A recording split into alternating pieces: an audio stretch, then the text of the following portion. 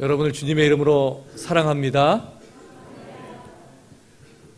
제가 지난 주일날 설교 말씀을 통해 가지고 이제 이민 시작하면서 저와 함께 미국 와가지고 온 지 닷새 만에 응급실에 실려갔던 친구 얘기를 했더니 많은 분들이 그 친구가 어떻게 되는지를 궁금해 하시더라고요. 궁금하시죠? 잘 됐어요.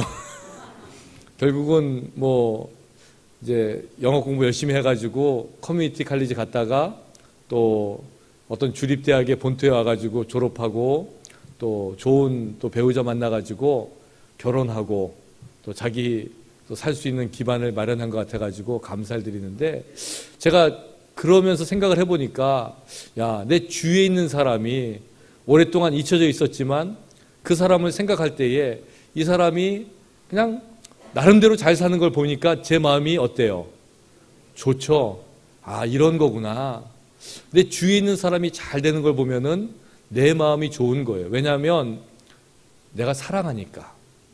근데 사랑하지 않는 사람이 잘 되는 거는 되든 말든 상관없어요. 근데 사랑하는 사람이 잘 되는 거는 좋은 거예요. 그래서 우리 자녀들이 잘 되는 걸 보면서 우리 마음이 어때요? 기쁜 거죠. 부모의 마음이 기쁜 거예요. 제가 처음에 개척을 했는데 개척한 지 얼마 안 돼가지고 저희 어머니가 이제 그때 같이 계셨기 때문에 어머니의 도움으로 조그만 집을 한 채를 샀어요. 근데 개척교회 목사가 집을 사는 게 조금 마음에 부담이 돼가지고 그 교회에 계시는 유일한 장로님을 모시고 이제 그 집 있는 데를 가가지고 구경시켜 드리면서, 장로님, 제가 여기다가 집을 저희 어머니가 도와주셔서 살려고 그러는데 아무래도 개척교회 목사가 집 사는 게 좀 부담이 됩니다. 그랬더니 그 장로님이 의외로 너무너무 좋아하시는 거예요. 기뻐하시고 감사하시면서, 그러면서 그분이 저에게 이렇게 얘기하셨어요. 목사님, 제가 젊었을 때에는 누가 집을 산다 그러면 배가 아프고 속이 상했는데 나이가 들고 보니까 우리 젊은 목사님이 집을 산다니까 제가 그렇게 좋을 수가 없습니다. 그러면서 축복해 주셨어요. 그런 거구나. 내가 사랑하고 내가 존경하고 내가 위해 주는 사람이 잘 되는 것을 보면서 우리 마음이 같이 기뻐할 수 있는 것, 이게 신앙인의 모습이구나, 이렇게 깨달았어요. 근데 하나님은 어떻게 생각하실까 생각을 해봤어요. 여러분이 인생이 잘 되고 열심히 성실하게 여러분의 삶을 살아가고 하는 것마다 하나님의 은혜 가운데에 믿음 가운데 감사할 수 있고 이런 인생을 살아간다 그러면 하나님도 마찬가지로 우리의 인생을 보면서 감사하게 기뻐하실 것이에요. 그래서 우리는 하나님의 은혜를 받은 사람이기도 하지만 그 은혜로 말미암아 하나님을 기쁘시게 하는 그 인생을 살아가야 될 줄로 믿습니다. 지난주에 예배를 마쳤는데 제 마음 가운데에 아주 소망이 생겼어요. 하나님이 주시는 마음이 있었어요. 하나님께서 우리 교회 교인들을 보면서 그 주시고자 하시는 마음이 얼마나 강렬한지, 이 말씀을 빨리 전해야 되는데, 일주일이 얼마나 길겠어요. 지난 주일날 설교 마치자마자 오늘 이 시간이 기다려진 거예요. 빨리 예배를 드려야 되는데. 근데 일주일이 너무너무 길어요. 그래가지고 이날이 오기를 얼마나 손꼽아 기다렸는지 몰라요. 하나님이 저에게 주신 마음이 뭐냐면, 잘했다는 거예요. 수고했다는 거예요. 제 마음인지 모르겠지만 하여튼 저는 그렇게 받았어요. 우리 교우들이 1년 동안, 한 해 동안 정말 열심히 성실하게 하나님의 은혜 가운데 살아가면서 믿음을 생활하고 또 맡은 일 잘 감당하고 그러면서 하나님께서 그 마음을 주시는 거예요. 수고했다, 잘했다, 고맙다, 기쁘다, 이 마음을 주시는데, 근데 문제는 뭐냐면 그 말씀만 주시지 딴 걸 안 주시는 거예요. 설교를 해야 되잖아요. 근데 잘했다, 수고했다, 기쁘다, 감사하다, that's it? 끝? 그리고 제가 내려가면 어떻게 해야 되겠어요? 그래서 이 말씀을 중심으로 말씀을 잘 전해야지 그러면서 묵상하고 기도하는데 지난 주간이 얼마나 바빠요. 아마 1년 중에 제일 바쁜 주간이었잖아요. 그래서 월요일과 화요일은 우리 전기현 권사님 또 장례식이 있었죠. 수요일은 우리 성가대가 하는 음악회가 있었죠. 또 목요일은 크리스마스 이브였죠. 금요일은 성탄절 예배 있었죠. 그러고 보니까 어제가 됐네. 쑥 지나간 거예요. 그래서 어저께 하나님의 말씀을 어떻게 잘 전할까, 이 마음을 어떻게 전할까 하다가 갑자기 제 마음속에 묵상하며 기도하는 가운데 든 생각이 뭐였냐면, 옛날에 읽었던 이야기가 하나가 생각이 났어요. 그 이야기는 사냥개 2마리의 이야기인데, 어떤 사람이 총으로 호랑이를 잡았대요. 그 호랑이를 잡아가지고 집에다가 박제를 해놨는데, 사람들이 물어보면 그 호랑이 어떻게 잡았어요? 그러면 자기 집 사냥개 2마리가 호랑이를 잡았다고 이야기하는 거예요. 말이 안 되잖아요. 그러니까 보통 사람들이 이야기하기를, 호랑이가 딱 나타나면요, 아무리 센 짐승도 꼬리를 내리고 도망가기 바쁘다는 거예요. 근데 이 조그만 사냥개 2마리가 호랑이를 잡았다 그러는데, 그 주인이 뭐라 그러냐면, 자기가 사냥을 다닐 때마다 이 개 2마리를 어릴 때부터 끌고 다녔다는 거예요. 근데 이 개들이 보니까 아무리 커다란 곰이 있고 뭐 코뿔소가 있고 뭐가 있어도 주인이 한 방 빵 쏘면은 이게 넘어지고 죽잖아요. 이 사냥개가 그걸 본 거예요. 그래서 이 사냥개들이 특징이 뭐냐면 겁이 없다는 거예요. 그러니까 뭐든지 보면 덤비는 거예요. 그날도 사냥을 갔는데 이 2마리가 쏜살같이 뛰어가더라는 거예요. 막 쫓아가서 보니까 사냥개가 호랑이 한 마리를 몰아가지고, 호랑이가 무서워가지고 나무 위에 있다는 거예요. 이게 진짜인지 가짜인지 모르겠지만 책에 나왔으니까 진짜로 생각을 해야 돼요. 그래서 호랑이가 너무 놀래가지고 나무 위에 있는 거를 그냥 총으로 쏴가지고 그 호랑이를 잡았다는 거예요. 그러면서 그분이 뭐라고 이야기하냐면, 우리의 신앙이 그런 거 아닙니까? 이렇게 얘기하는 거예요. 왜냐하면 우리 세상에도 호랑이와 같은 인생의 장애물들이 얼마나 많아요. 내 힘으로 뛰어넘을 수 없는 것, 내가 감당할 수 없는 삶의 문제들이 얼마나 많은지 몰라요. 그런데 이런 세상 가운데에서 우리가 그 사냥개처럼 하나님을 의지해서 담대하게 나아가서 물리치고 싸울 수 있다면, 이 믿음으로 승리할 수 있다면, 이것이 우리가 살아가는 신앙의 모습이 아닌가 생각을 하는 거예요. 여러분, 우리는 나약해요. 하지만 우리 뒤에 계신 하나님은 능력 있는 하나님이신 줄로 믿으시기 바랍니다. 우리가 그 하나님을 의지하니까 사는 거예요. 나를 의지하는 게 아니라, 사람을 의지하는 게 아니라 그 하나님을 의지하니까 우리가 살 수 있고 힘을 얻을 수 있고 용기와 능력을 얻고 살아갈 수 있는 거예요. 그런데 그런 마음을 가지고 있는데, 또 다른 쪽에서는 이런 생각을 하게 되었어요. 만약에 우리가 그렇게 추구하고 또 쫓고 열심히 뛰고 그 사냥개처럼 물불 안 가리고 싸우는 거라면 우리의 신앙이 너무 좀 이게 초라하지 않은가. 물론 열심히 있는 거 좋아요, 싸우는 거 좋아요, 쟁취하는 거 좋아요. 그럼에도 불구하고 우리의 신앙이 조금 더 그 성숙한 모습이 있지 않아야 되는가, 이런 생각을 해보는 거예요. 왜냐하면 우리가 너무 바쁘게 살았거든요. 그냥 얻어야 된다고 생각하며 살았거든요. 놓치면 큰일 난 줄 알았거든요. 그러다 보니까 하나님도 그렇게 생각하는 거예요. 하나님을 붙잡아야지, 내 힘으로 해야지, 내가 기도해서 얻어야지, 그렇지 않으면 하나님이 나를 복을 안 주실 것 같아요. 그래서 그냥 끈질기게 붙잡고 하나님 매달리고 싸우면서 지금까지 신앙을 살아온 것 같아요. 그런데 우리 기독교, 우리 하나님을 믿는 사람들과 다른 신을 믿는 사람들, 우리 기독교와 다른 종교가 다른 것이 있다면, 다른 종교는요, 자기의 노력과 의지와 수행을 통해 가지고 신을 만나는 거예요. 구원의 도를 이루는 거예요. 자기 나름대로의 어떤 그 단계에 올라가는 거예요. 그러다 보니까 자기 몸을 치고 또 어디서는 뭐 몇십 년 동안 등을 바닥에 안 대고 서서 잠을 자고 그런 수행을 해야 돼요. 노력을 해야 돼요. 애를 써야 돼요. 그러다 보니까 겨우겨우 뭐 도가 통했다, 뭐를 얻었다 그러는 것 같아요. 근데 기독교는 그렇지 않잖아요. 기독교는 기본적으로 은혜의 종교예요.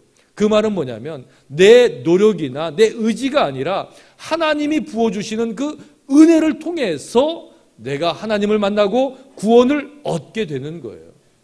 할렐루야. 그 하나님을 우리가 만나는 거죠. 그러니까 그 사냥개처럼 막 물고 쫓고 뛰고 달리고 막 붙잡고 이런 것도 의미가 있지만, 때로는 하나님이 주시는 은혜를 누릴 수만 있어도 이것이 우리 신앙생활의 모습이 아닌가, 이런 생각을 하는 거예요.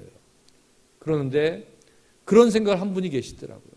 프란시스 탐슨이라는 분인데, 이분은 시를 썼는데 시의 제목이 뭐냐면 천국의 사냥개라는 시였어요. 천국의 사냥개가 뭐냐면 외람되게도 하나님을 개라고 표현하는 거예요.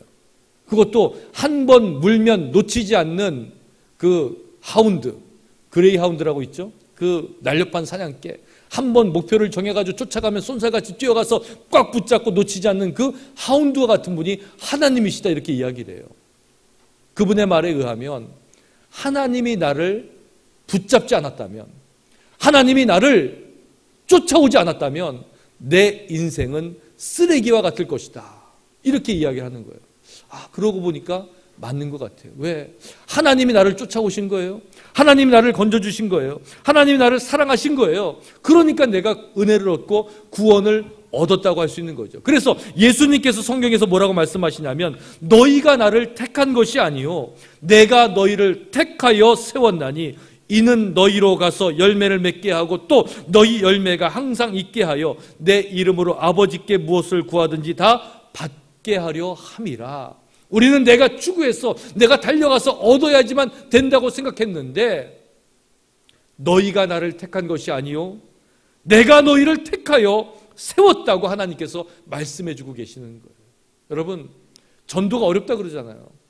전도하는 게 어려워요. 왜 어렵냐면은 내 이성으로 내 마음으로 그 사람을 설득하기 하니까 어려운 거예요. 사람이 그렇게 마음이 바뀌나요? 설득이 되나요? 그러니까 심지어는 내 배우자마저도 내 자식마저도 내 부모님마저도 그 마음을 바꾸질 못해요. 그러니까 전도가 안 되는 거예요. 하려고 그러면 안 되고 이제 안 될까 봐 실패할까 봐 두려워서 못하고. 그런데 그건 뭐냐면 내가 하려고 하는 거예요. 근데 우리의 마음이 하나님이 주시는 마음이라 그런다면, 하나님의 성령의 은혜를 따라 살아가야 된다 그런다면, 하나님께 나를 쫓아오신다면, 하나님께서 그 사람을 사랑하시기 때문에 그 사람을 쫓아간다고 하면은 우리는 그럴 필요가 없는 거예요. 그냥 하나님한테 그냥 그 사람, 그 먹잇감을 소개만 해주면 되는 거예요.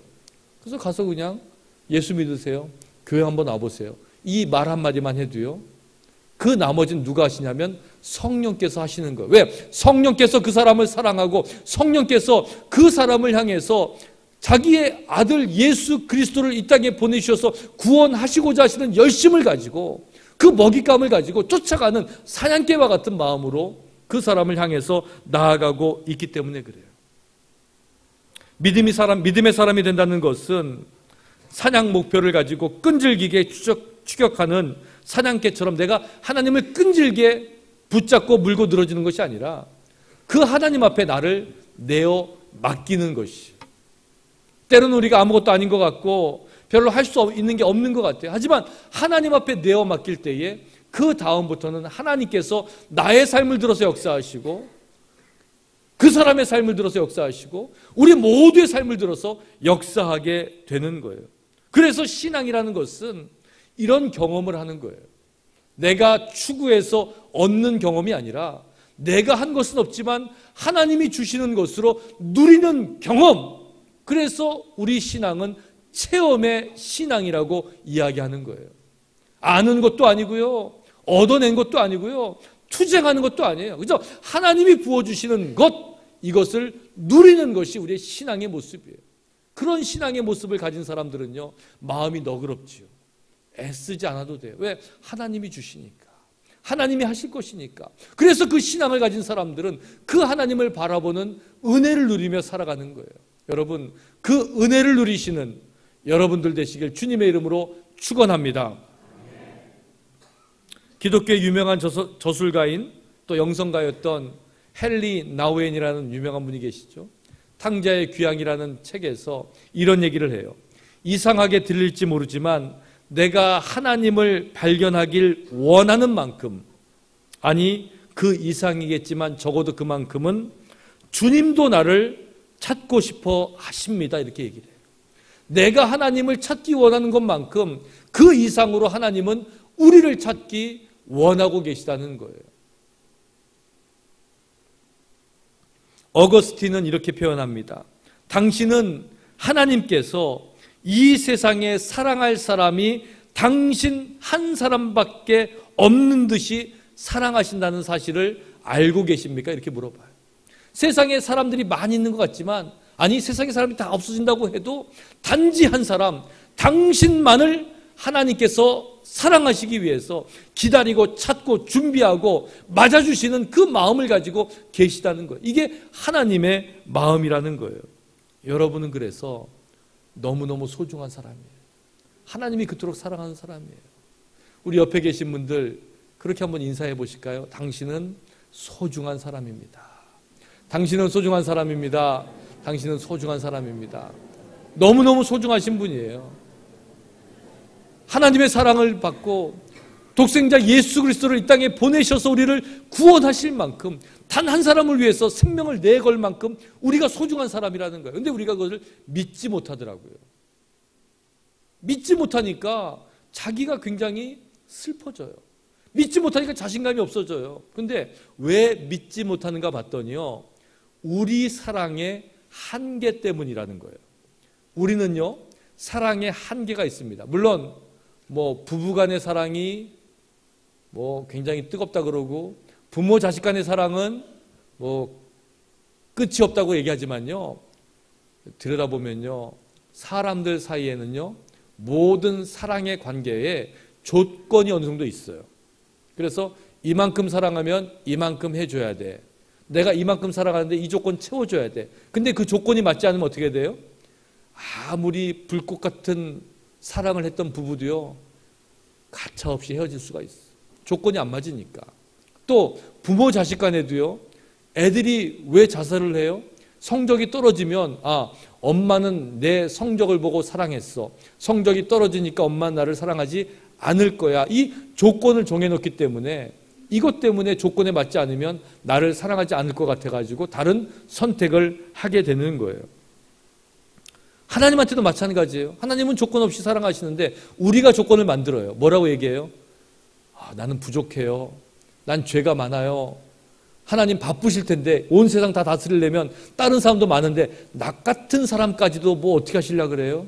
나는 괜찮아요. 이러면서 하나님의 사랑을 자꾸 거부해요. 그래서 언뜻 들으면요, 저분 굉장히 겸손한 것 같아. 하나님 바쁘신 거 신경 써주시고. 근데 그게 겸손한 거예요? 굉장히 교만한 거더라고요. 왜냐하면 하나님의 사랑을 인정하지 않으려는 마음은요, 인간적인 마음, 인간으로만 살겠다는 마음이거든요. 그러니까 이것만큼 세상에는 교만한 것이 없다는 거예요. 하나님은 우리를 지으시고 사랑하세요. 그러면서 말씀하세요. 내가 너를 보배롭고 존귀하게 여겨 너를 사랑하였은즉 내가 사람들을 주어 너를 바꾸며 백성들로 내 생명을 대신하리니. 하나님 우리 인생을 만드실 때에 보배롭고 존귀하게 만드셨다는 거예요. 그러니까 하나님이 주신 인생이 얼마나 귀하고 아름다운 거예요. 그리고 여러분 인생을 보니까 아름다운 거죠. 그래서 제가 여러분을 보니까 너무너무 아름다워 보이는 까닭이 그래요. 여러분 아름다우세요. 하나님 은혜 가운데 사는 사람들 아름다워요. 믿음 가운데 사는 사람들은 아름다워요.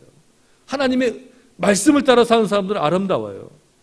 그래서 우리는 여전히 세상에 있고 여전히 세상에서 죄, 악, 부끄러운 모습, 말씀대로 살지 못하고 이런 거에 둘러싸여 있지만 그럼에도 불구하고 우리를 사랑하시는 그 하나님을 바라보신 여러분 되시길 주님의 이름으로 축원합니다.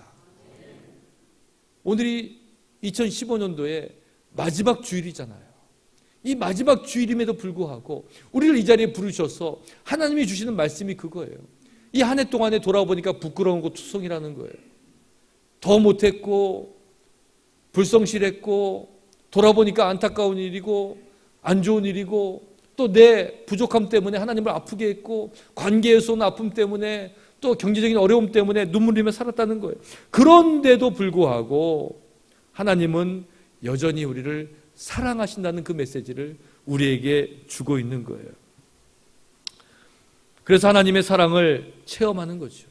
여러분 오늘 우리에게 주시는 그 하나님의 사랑 마음껏 누리신 여러분 되실 주의 이름으로 축원합니다. 오늘 말씀이 연초부터 연말까지란 얘기예요. 연초부터 연말까지 이 말은요 항상 언제나 똑같은 말이에요.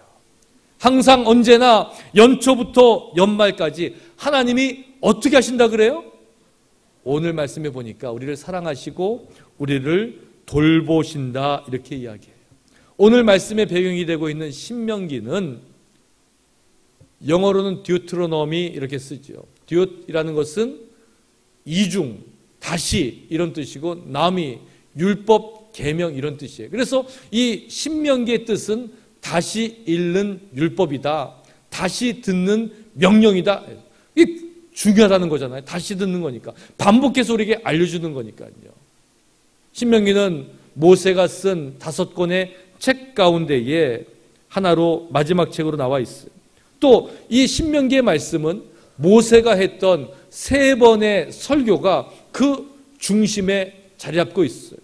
모세를 통해서 하나님의 말씀이 이스라엘 백성들에게 증거된 것을 기록한 것이 신명기라고 할 수 있어요. 모세가 언제 이 책을 기록했냐면 이스라엘 백성들이 애굽에서 나와서 광야에서 40년을 지내다가 이제 가나안으로 들어갈 때 그 가나안의 입성을 앞두고 이 말씀을 주신 거예요. 여러분, 우리가 잘 알고 있지만 이스라엘 민족들에게 애굽에서의 삶, 또 애굽을 나온 그 민족의 대이동은 이스라엘 역사의 근간을 이루는 거예요. 이스라엘 사람들은 출애굽의 역사를 통해서 많은 절기를 만들었고 하나님을 믿는 신앙의 기초를 만들었어요.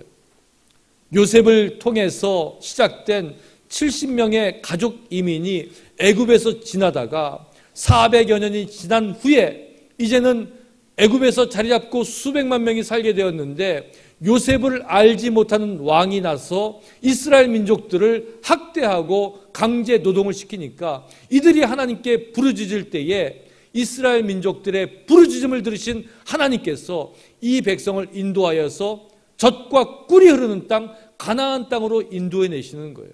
그때 쓰임받은 사람이 모세고 모세와 이스라엘 백성들이 애굽을 나와서 광야에 40년을 지날 때에 만나와 메추라기로 먹이시고 홍해가 갈라지고 요단강이 갈라지고 또 그 바위에서 물이 나고 그러면서 그 40년 동안 옷이 헤어지지 아니하고 또 신발이 닳지 아니하면서 하나님의 역사를 경험하면서 여기까지 온 거예요. 그런데 하나님께서 40년 동안 그렇게 인도하시고 돌보셨는데 여전히 그들 마음 가운데 뭐가 있어요? 의심이 있더라는 거예요. 그래서 모세가 하나님의 말씀 계명을 듣고자 산에 올라가서 내려오지 않으니까 그 사이를 못 참아서 자기들만의 신을 만들어서 우상을 만들어서 절하고 춤추는 것들이 이스라엘 백성들의 모습이었다는 거예요. 모세는 그런 민족이 가나안에 들어가서 어떻게 살 수 있을까 이 고민을 가지고 그들에게 다시 한번 말씀을 확인하는 거예요. 그래서 이 신명기에 있는 말씀을 들어보면 이스라엘 백성들이 가나안에 들어가기 전에 너희는 하나님의 말씀을 믿느냐 하나님의 명령을 지킬 것이냐 거듭해서 묻고 있는 것을 우리는 발견할 수 있는 거예요. 가나안에 들어가기 앞서서 모세가 이스라엘 백성들에게 물어봐요. 내가 오늘날 명하는 모든 명령을 너희는 지켜 행하라. 그리하면 너희가 살고 번성하고 여호와께서 너희의 열조에게 맹세하신 땅에 들어가서 그것을 얻으리라. 거기에 들어가면 약속한 것을 얻게 될 것이다. 거기에 들어가면 하나님의 약속이 이루어질 것이다. 그러면서 모세는 이스라엘 백성에게 광야의 길을 허락하신 이유를 이렇게 설명하는 거예요. 내 하나님 여호와께서 이 40년 동안에 너로 광야의 길을 걷게 하신 것을 기억하라. 이는 너를 낮추시며 너를 시험하사 내 마음이 어떠한지 그 명령을 지키는지 아니 지키는지 알려 하심이라. 이스라엘 민족들에게 광야를 허락하신 2가지 큰 이유가 있었는데 첫 번째 이유는 이스라엘 백성들이 교만하기 때문에 교만을 낮추시는 것이었고 또 한 가지는 이스라엘 민족을 시험해서 하나님의 명령을 듣는지 듣지 않는지를 지켜보겠다 이렇게 이야기하는 거예요. 근데 하나님의 시험이 뭡니까? 하나님의 요구하시는 겸손이 뭐예요? 너 잘 되나 안 되나 보자. 목이 뻣뻣해? 너 그냥 그대로 살아. 너는 여기서 죽어. 이것이 아니에요. 하나님이 원하시는 시험은 뭐냐면 그 시험을 지난 다음에 주시는 약속이 있다는 거예요. 광야를 지난 다음에 주신 약속은 가나안의 약속이에요. 젖과 꿀이 흐르는 땅이에요. 이스라엘 민족들이 하나님의 은혜 가운데 살아가는 땅이에요. 근데 중요한 건 뭐냐면 하나님의 명령을 지키고 하나님의 약속을 지켜야지 이 땅을 주겠다는 거죠. 그래서 이스라엘 백성들은 이 모세가 주는 말씀을 지금 가나안에 들어가기 전에 받고 있는 거예요. 광야는 믿음의 사람을 믿음으로 다듬는 곳이, 거칠고 교만하고 목이 고진 사람들을 하나님의 은혜로 다듬어서 이제는 은혜의 백성으로 만들어가는 과정이 바로 광야와 같은 거예요. 광야는 없는 곳이죠. 물이 없고 마실 것이 없고 또 먹을 것이 없고 또 춥고 외로운 곳이에요. 근데 이 광야 같은 곳에서 그 시험을 통과했을 때에는 하나님께서 돌보시고 젖과 꿀이 흐르는 아름다운 땅이, 그 희망이 기다리고 있는 것이, 그 희망의 땅에서 하나님은 두 팔 벌려 기다리고 계시는 거예요. 몇 년 전에 미국의 한 대학교의 영문학자이자 교수인 필립 시먼스라는 사람이 이제 시한부 인생을 선고받고 마지막 강의라는 책을 써가지고 많은 사람들의 마음을 울렸어요. 근데 이분이 루게릭병이라고 근육이 위축되어서 움직이지 못하는 병을 얻었을 때에 나이가 36살이었는데 그때 5살 난 딸하고 나눈 대화가 있어요. 딸에게 뭐라고 이야기하냐면, 아직까지는 아빠가 손을 움직여서 너를 안아줄 수 있지만 조금 있으면 너를 못 안아줄지도 몰라, 이렇게 얘기하는 거예요. 그러니까 딸이 그럼 어떡하지 아빠? 아빠가 이렇게 대답해요. 그때는 네가 나를 안아주면 되지. 그러면 괜찮을 거야. 조그만 어린 딸이지만, 5살 먹은 딸이지만 아빠는 팔을 이제는 움직일 수 없는 그런 형편으로 점점 가고 있지만, 내가 지금은 안아줄 수 있지만 나중에 내가 안아줄 힘이 없을 때 그때는 네가 나를 안아주면 되지. 안아주면 되지. 그렇죠? 여러분, 안아주면 돼요. 힘들지만 하나님이 우리를 안아주면 돼요. 저는요, 우리 교회 오면요, 너무너무 감사한 게 이 예배당이 너무 포근해요. 여러분 그렇게 느끼시죠? 근데 어느 날 새벽 기도를 하다가 이 교회가 참 예배당 앞에 모습이 특별하다 생각을 했어요. 왜냐하면 보통 뭐 반듯하고 유리창을 만들어도 이렇게 위에다 만들잖아요. 근데 여기는 유리창을 이렇게 샥 휘게 만들었어요.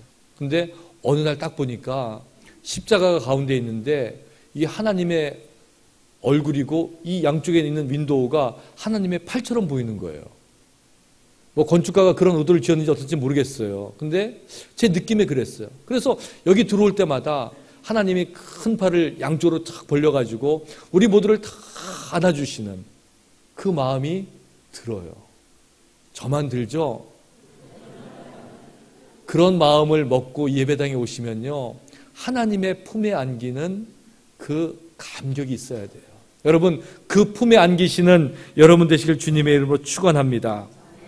교회가 그런 곳이에요. 예배당이 그런 곳이에요. 세상에서 어떤 형편에 있든지 어떤 일을 했든지 어떻게 살았든지 그냥 여기만 오면 하나님이 날 품어주셔. 하나님이 안아주셔. 그러니까 세상에 시름을 내려놓는 곳이고요. 세상에 근심 걱정을 잊어버리는 곳이고요. 세상에서 당한 수모와 상처를 다 말끔히 그냥 씻는 곳이에요. 그렇지 않으면 어떻게 살겠어요? 그렇지 않으면 무슨 낙이 있겠어요? 여러분, 이 자리에 와서 모든 것 내려놓으시고 하나님의 품 안에서 위로를 얻으시는 여러분 되시기를 주님의 이름으로 축원합니다. 세상은 부지런해야지 살아요. 열심히 해야지 살아요. 그런데도 안 되는 게 있죠. 아프죠. 내 힘으로 할 수 없죠. 자식들 어떻게 내 마음으로 하겠어요. 기도할 뿐이죠.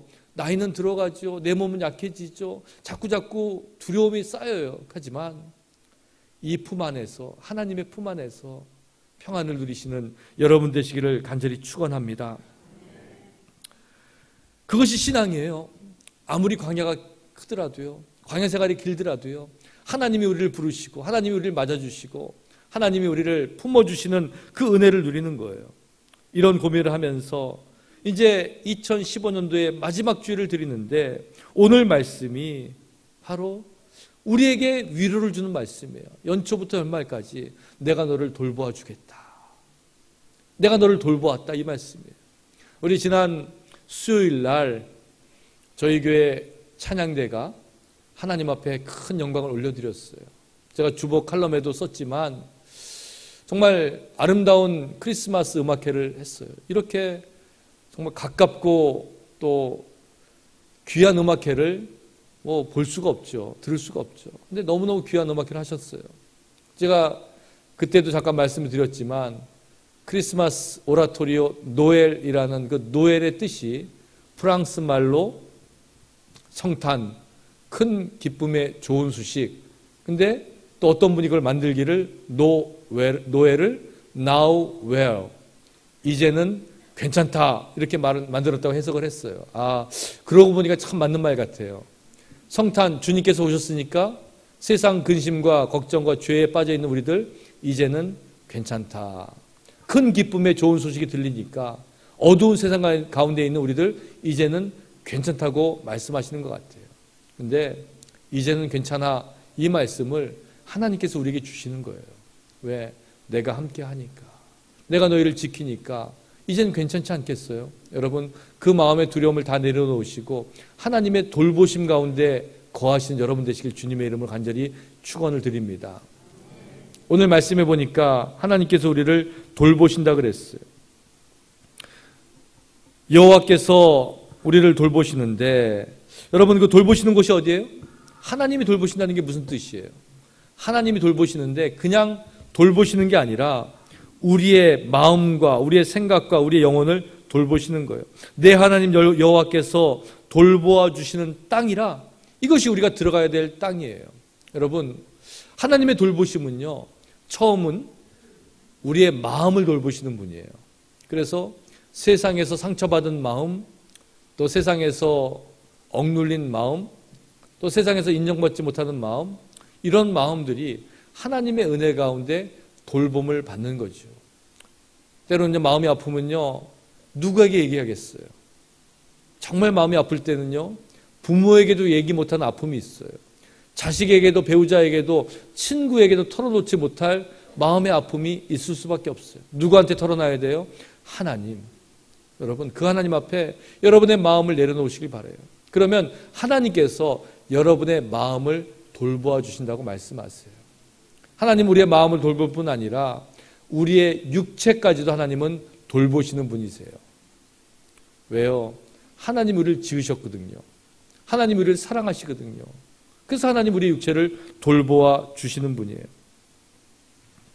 옛날에 몇 년 전에 한국에서 아주 유명한 의사 선생님이 대학병원에서 일을 하셨대요. 근데 의사 선생님이 대학병원에서 돈 많이 벌고 안정된 직업을 갖고 있다가 개인 병원을 차렸는데, 개인 병원 차려가지고 돈을 더 많이 벌겠다는 게 아니라 가난한 지역에 가서 환자들을 돌보며 살겠다고 개인 병원을 차렸어요. 그래서 주위에 있는 사람들이 어떻게 그럴 수 있냐, 왜 그러냐, 바보 아니냐 이러면서 굉장히 이상하게 얘기를 했어요. 근데 그분이 뭐라고 얘기하냐면, 자기가 병원을 그만두고, 대학병원을 그만두고 개인 병원을 차린 이유를 한마디로 이렇게 정의하는데, 나는 의사로서 큐어하지 아니하고 케어하며 살겠습니다, 이렇게 얘기를 하는 거예요. 큐어라는 건 뭐냐면 고친다는 거잖아요. 근데 한국 큰 병원의 실정이 사람을 고칠 수 있는 게 아니라는 거예요. 병원에 있다 보니까 1분만 아니면 1분 30초에 한 명씩 환자를 빨리빨리 봐야 된대요. 그러니까 큐어가 아니라 아무것도 못하는 거예요. 근데 나중에 개인 병원을 차리고 환자 한 사람을 만나가지고 그 사람의 이야기를 들어주고 그 사람의 마음을 읽고 그 사람의 아픔을 치료하고 이러다 보니까 큐어가 더 지나서 케어를 할 수 있다는 거예요. 그래서 그렇게 의사 선생님 일을 하겠다 그랬다는 거예요. 그러고 생각해 보니까 제가 하와이에 있을 때 이제 주치 선생님을 정해야 되는데 전화를 하는 데마다 안 된다는, 약속이 안 된다는 거예요. 그래서 얼마나 기다려야 되면 한 6개월 기다리라고 그러고요. 이상하다, 하와이는 왜 의사 선생님이 없나? 이렇게 따져봤더니 그분들은 그냥 그 하와이의 특성이 이렇게 조그만 데서 자기 이렇게 좀 살 것만 되면요, 일을 더 많이 안 하려고 그래요. 편하게 지내려고 그래요. 그래서 뭐 환자가 더 많은 것도 원하지 않는 거예요. 그래서 자기 수의 환자만 딱 적정 수의 환자만 있으면 더 이상 환자를 안 받아요. 그래서 아는 의사 선생님 통해 가지고 백으로 들어갔어요. 그래서 그 선생님 전화해 가지고 아유 저기 아무개 닥터가 저 가라 그랬네요. 그랬더니 아 그러면 내일 오세요. 금방 하더라고요. 근데 가봤더니요, 정말 한 환자 한 사람을 두고 30분씩 또 막 물어보면 40분, 50분도 막 얘기를 하는 거예요.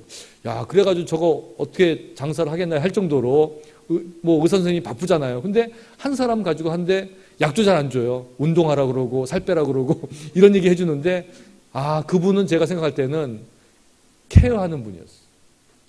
왜? 우리의 육체를 돌보는 것도 우리가 맡아야 되는 책임이에요. 그래서 하나님은 우리의 마음을 돌보시고 우리의 육체를 돌보시는 분이에요. 왜? 하나님 우리를 케어하시니까. 그리고 하나님은 우리의 영혼을 돌보시는 분이에요. 할렐루야. 세상에는요, 마음을 돌보는 것도 많고요, 육체를 돌보는 것도 많아요. 그런데 영혼을 돌보는 것은 여기밖에 없어요. 여러분의 영혼을 누가 책임지겠어요? 여러분의 영혼을 누가 돌보겠어요? 근데 하나님이 돌보시는 거예요. 그래서 이 교회에서는요, 영적인 일이 일어나는 거예요. 왜? 영혼을 돌보시는 하나님을 향해서 우리가 찬양을 드리고, 우리의 찬양을 받으신 하나님께서 우리의 영혼에 은혜를 부어주시고, 이걸 통해서 우리의 영혼이 소성하게 되고 새로운 힘을 얻고 살아가기 때문에 이 교회는, 이 신앙의 공동체는 영적인 일들이 일어나고 영적인 일을 통해서 우리의 영혼이 새로워지는 그런 교회가 되어야 되는 거죠. 이스라엘 백성들이 들어가야 될 그 약속의 땅 앞에서 연초부터 연말까지 내가 너희를 돌보겠다고 약속하시는 하나님께서 뭐라고 약속하시냐면, 연초부터 연말까지 내 하나님 여호와의 눈이 항상 그 위에 있느니라. 뭐예요? 하나님께서 지켜보고 계시다는 거예요. 하나님이 지켜보십니다. 여러분의 인생을 지켜보시고, 우리 교회를 지켜보시고, 우리 가정을 지켜보시고, 우리의 사업체를 지켜보신대요. 언제나 연초부터 연말까지 항상 지켜보신다는 거예요. 이제 하나님의 은혜 가운데 2015년도를 마무리하는 우리들의 삶 가운데에 하나님께서 한 해 동안 우리를 지키시고 하나님께서 돌보시는 은혜가 우리 삶 가운데 있어요. 여러분, 그 은혜를 마음껏 누리시되, 또 새해에는 더 풍성한 은혜로, 더 좋은 것으로 여러분의 삶이 채워지시기를 주님의 이름으로 간절히 부탁을 드립니다. 그러기 위해서 우리가 할 것은 그 하나님 앞에 나아가는 것뿐이에요. 하나님이 우리를 쫓아오실 때 도망가지 않고 그 하나님을 맞이하는 거예요.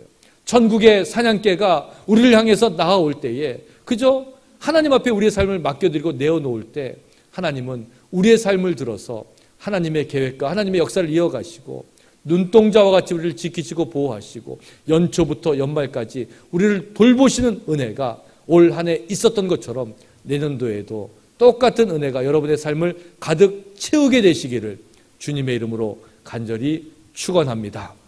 우리 기도하시겠습니다.